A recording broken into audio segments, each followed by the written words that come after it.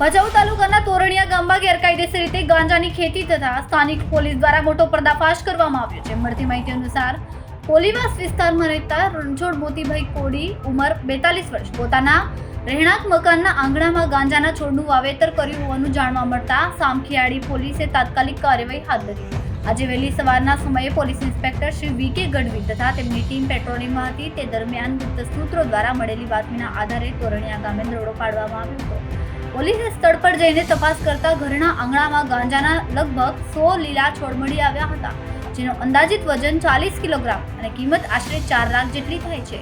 ઘરની અંદર ફર્ધર તપાસ કરતા 2.110 કિલોગ્રામ સૂકો ગાંજો પણ મળી આવ્યો, જેનું બજાર મૂલ્ય 21,000 જેટલું થાય છે. સાથે સાથે એક મોબાઈલ ફોન સહિત કુલ રૂપિયા 4,22,000 જેટલો મુદ્દામાલ કબજે કરીને આરોપી રણછોડ મોતીભાઈ કોડીની ધરપકડ કરવામાં આવી.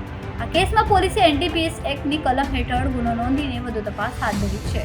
કાર્યવાહીથી સ્પષ્ટ થાય છે કે નશાવાળી દ્રવ્યોના ઉપયોગ અને વેચાણ સામે પોલીસે કડક વલણ અપનાવ્યું છે.